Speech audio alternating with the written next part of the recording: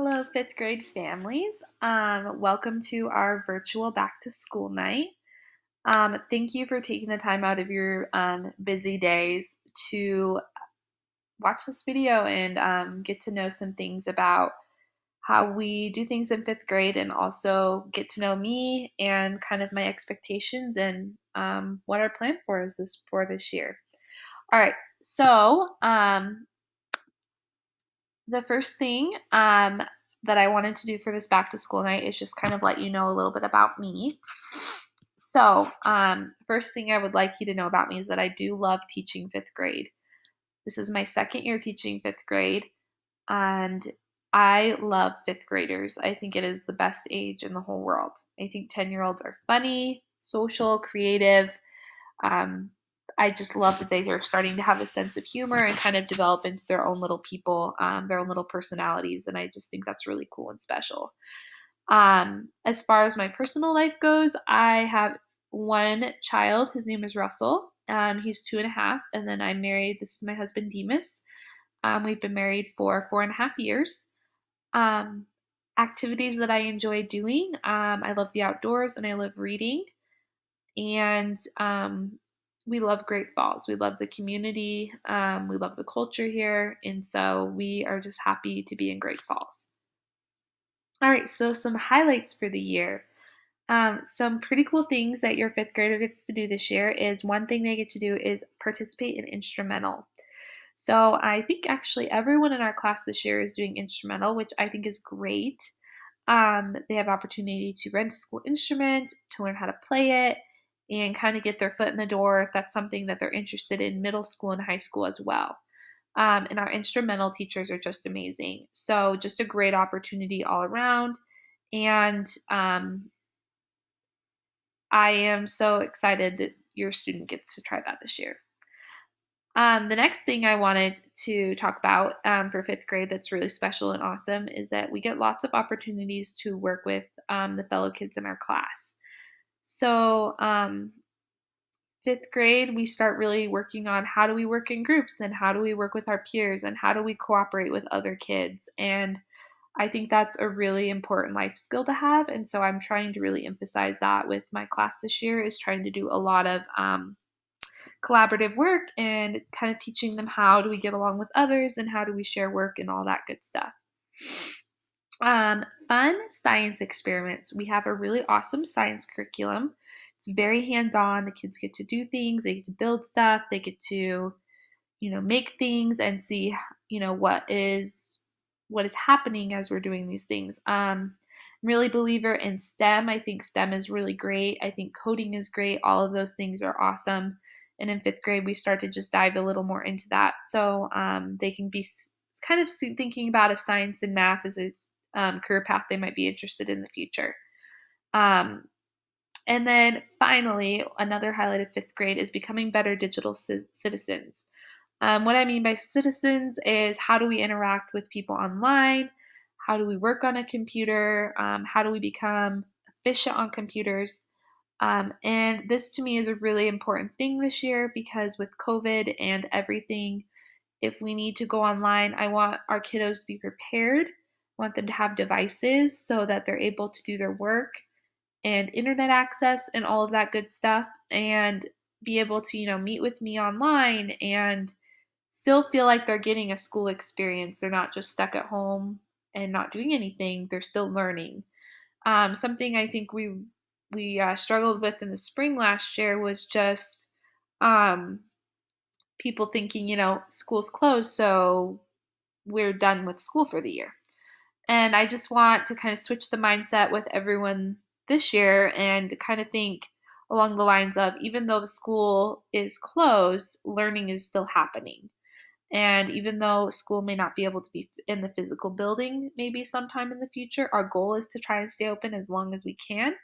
But I think it is important for us to just be prepared for that alternative so that we can have the best learning experience that we can have.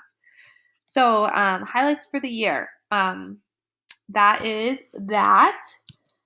Um, an important question that some of you parents are probably wondering this year is what are we doing to keep your child safe? Now, with the pandemic, there's a lot of things that we're trying to do to keep the COVID from spreading in our school. So, we're trying to do some things to mitigate that. One thing that we've been doing since the beginning of the school year is wearing a mask. And when I first heard that we were going to do this, I was worried about how the kids were going to do, but it's been amazing how wonderful the kids have been wearing their masks. And um, I rarely have to get on kids for wearing them. They're always wearing them when they're supposed to be. And I just think that's wonderful that they are. And I just want to compliment you, parents at home, because obviously you've been having those conversations with the kids because they are wearing those masks like they're supposed to. Um, 6 feet apart. I do have my desks 3 to 6 feet apart. And we're trying to keep them in their own space. We're not sharing supplies. All we can do when your child enters the building, they enter in a different entrance than all the other grade levels, so we're not crossing grade levels. Um, all of the kids are separated on the playground, so we don't even play with the other fifth grade class at recess. They're on another side of the playground. The reason we do that is so if there's a kid in the other class that comes down with COVID, our class was not exposed. We do not have to quarantine as well. Um, that is what we're trying to do to mitigate the effects of COVID. Obviously, we're not going to be able to stop COVID, but we want to stop the spread of it in our school as much as we can. And I think that our school and our district has done an amazing job at implementing these policies and making sure that we are doing everything we can to keep these kids and ourselves safe, and you at home safe as well. The biggest thing this year is that we want kids to stay home if they are symptomatic. And what I mean by symptomatic is they have at least two of the following symptoms. They have a stuffy nose and a fever. If they definitely have a fever, don't send them to school. Over 100.4, I believe. I have to double check on that one, but I'm pretty sure it's 100. Don't send your kid to school if they have a fever, ever, ever, ever. Then if they have two or more of the following symptoms, don't send them to school. So if they have one, say they just have a runny nose, they can come to school. But if they have a runny nose and a sore throat, or a sore throat and a cough, or nausea and body aches, if you have two of those, we want them to stay home for as long as they need to until they get tested. And if their test comes back negative, then they can come back to school. We're just going to play it on the safe side this year. I know it kind of stinks to have your kid out for that long, but it's really just to keep everyone safe. Another thing to consider is when they're out for 10 days, I will be making makeup work packets for them. So if they have to stay home because they have symptoms, I will be sending work home, or I will put it in the office for you to come pick up, because 10 days is going to be a long time if we're waiting for a COVID test to come back. So really just be prepared and be willing to help your child at home. I'm willing to, video chat with them and help them with things if they're feeling up to it, and make sure you're communicating with me so we can get that work made up. All right, so class rules and expectations. This is a good one to talk about. Class rules, I only have 3, and we are respectful, we are safe, which is following all those COVID procedures, and we work hard. Those are my 3 rules. I am a huge believer in doing reteaching moments. So I don't believe necessarily in punishing kids, but I do believe that they do have either positive or negative consequences to their action. Um, so I do try to do a logical consequence. For example, if you're not respectful, you have to say an apology, to talk about what the word respect means. If a kid is outside not behaving and they can't behave on the playground, they might lose that playground privilege for a little while and they can earn it back. If they're not walking in the hall the correct way, I practice with them at recess how to walk in the hall the correct way. As far as positive goes, I do a lot of positive because I'm a huge believer in really building kids up and giving them positive rewards for the good things that they do. So I do a classroom economy. So kiddos that are behaving, I give raffle tickets to, and then on Fridays they can buy little prizes like free time, or I have like little um, I don't know, little toys or fidgets that they like to play with, that I can also let them buy for their raffle ticket money. Your students this year might have talked about their classroom job. So I do pay them for their job. So some of the jobs I have in my classroom is like librarian or desk inspector, who just goes around and just looks at everyone's desk, not touches, just looks and see if everyone's desk clean. I have early morning helpers who help me with jobs in the morning. I have teacher's assistant. I have lunch count.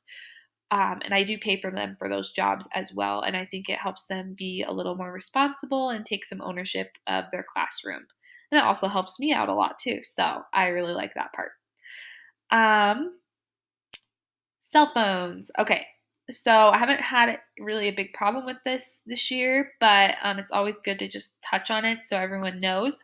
If your child brings a cell phone to school, they're not allowed to have it on their person at any time. So they can either turn it off and put it in their backpack, or the method that I prefer, which most kids usually just do to keep their phone safe, is you can hand it to me, put it in a Ziploc bag, and you can put it in I call it my cell phone jail, and it will stay there till the end of the day. And the reason I encourage the kids to do that is because if you leave it in your backpack, there's a strong possibility maybe that it could get stolen or lost or something like that. Or you might be tempted to, sneak it out of your backpack and take it out on the playground. Um, so I think that's a really important thing to touch on with your kid, and just let them know that if they are going to bring their cell phone to school, that it needs to go to Mrs. Patina. And then if we have problems with that, it'll have to stay with Miss Smith for the day. And then the consequences just gradually, we'll have a parent conference about it. Also, if we have behavior that's continuing to, like I do a bunch of reteaches, I will like reach out to you so we can have a conference and come up with a plan to kind of figure out what we can do to make this behavior diminish, or what we can do to support your student if they're struggling. All right. So how we'll stay in communication. All right, so communicating, I use the Remind app, and I have most everyone on the app now. I send out a little thing, and then you accept my invitation, and then I can send out messages to all of you, just in one easy like announcement, and that's why I like using that app. Um, Best times to contact me through the app, or you can text me if you need a more immediate response, is here's my cell phone number if you need to write it down. I think most of you have it at this point, but if for some reason you don't, that is where it is at. You can also just call me at Whittier, and Miss Lori can transfer you to my room, and I'll try and answer your questions. As far as best times, if you have like a concern or something, or you want to talk to me about something your child's struggling with, 12:30 to 1:30 is when the kids are at lunch, so that's a good time to reach me because I don't have kids with me. Or 3:30 to 4:30, that's after school. I am open to communicating with parents. If it's an emergency or it's just like a quick thing that you need to contact me, feel free to text me. But if you want to talk more in depth, those would be the office hours or the times that I would be mostly available on the weekdays. All right. I keep saying any questions, and I realize I don't have a live audience in front of me. It's kind of weird. My first time doing a video back to school night, but I hope so far everything is making sense. If it's not, you just send me a message through Remind and let me know.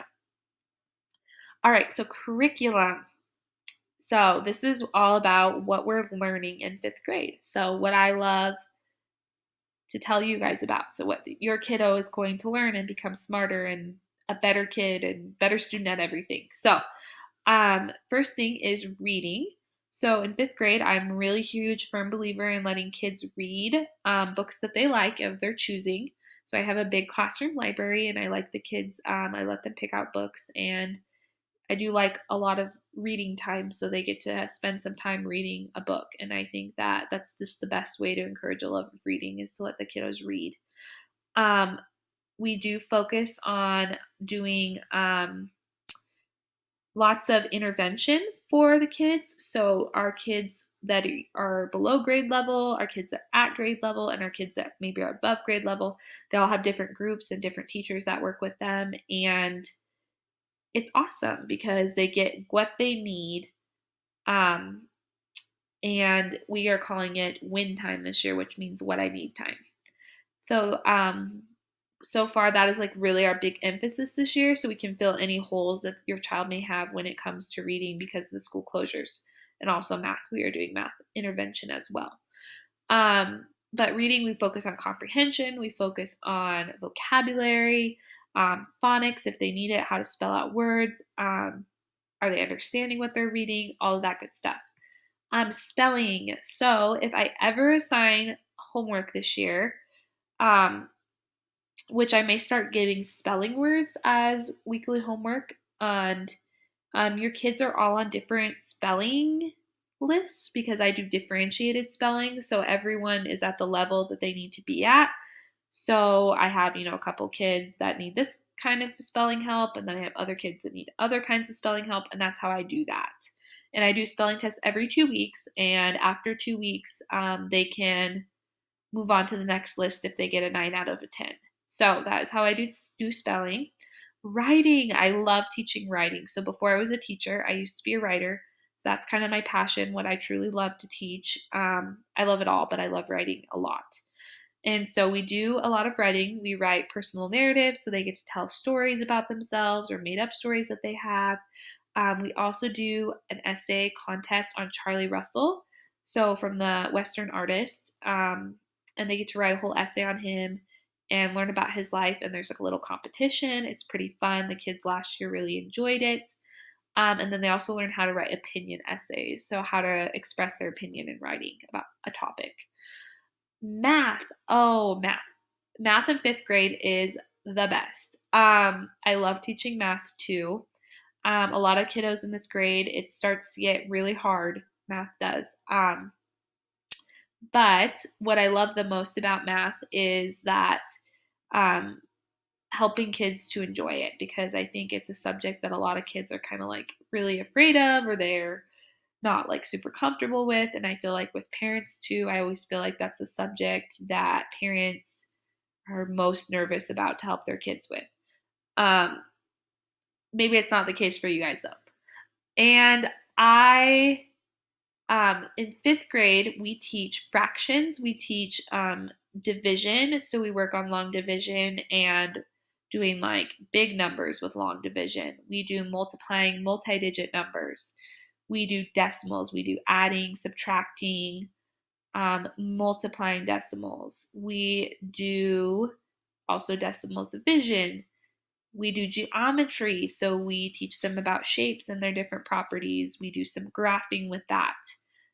We teach them basic algebra, so we start teaching them algebra as well. As far as fractions go, that's what we're starting in right now. We will start with adding fractions, then we'll move on to multiplying and dividing fractions. So how do you find a common denominator? And really knowing those multiplication facts this year is going to be really, really crucial and important. Another homework assignment I may do from time to time is for kiddos to practice a certain type of multiplication fact at home, whether it be sevens or eights, just so they have those really down and memorized. Science, we do a bunch of different things in science. We do, like I said, a lot of hands-on things. Our curriculum is really, really fun and engaging. The kids love it. We do earth science, we do life science, we do astronomy. So kiddos get to learn about planets and all that great stuff. We also get to learn about ecosystems and kind of, the natural world and living and non-living things and all how they interact. So that's fun. The kids love science. Social studies. I am a history minor, so I also really love social studies. And if I was an elementary school teacher, I could be a middle school history teacher. So that's kind of another side note about me. I love social studies. So we're starting with latitude and longitude and some geography stuff, and then we'll move into American history. So we'll start with um, learning about Native American people and who the first people here were. They get to work on a presentation where they learn about different tribes and kind of a cool connection if you have that Native American heritage in your family. We spend a lot of time learning about the Native American culture, and the kids find a lot of connections with that and with their own tribes, which I think is really neat.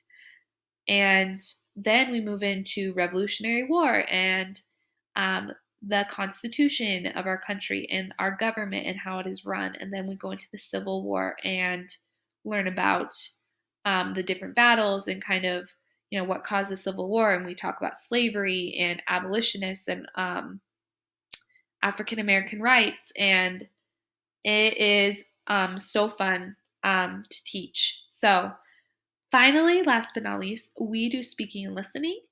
And this year, your kid may have, or your child, I should say, may have talked about morning meetings. So we do a meeting every morning where they get to share things about themselves, and we practice, speaking so that others can hear us, and speaking in, a clear voice, and really being polite and respectful in the way we present ourselves. And then we also practice being respectful listeners every morning doing that. That is something that is so amazing about this group of kids. They're just so good at speaking and listening, and they're so kind to each other. So, your child is truly blessed to be in this class. I feel blessed to have them, and I'm so grateful for your support. You guys are just a great group of parents. Um, and I just cannot wait for the rest of the school year. I wake up every day and I'm so happy and excited to go to work and work with your child. Each one of them is so special and so unique and brings such a wonderful contribution to our classroom every day. And I want you to know if you ever need anything, you can call me or text me. And I love working with the families and building those relationships. So I want you to know that I'm here for you now and I'm here for you in the future if with your child's education. And I am just so thrilled and happy to have you on board. And welcome to fifth grade.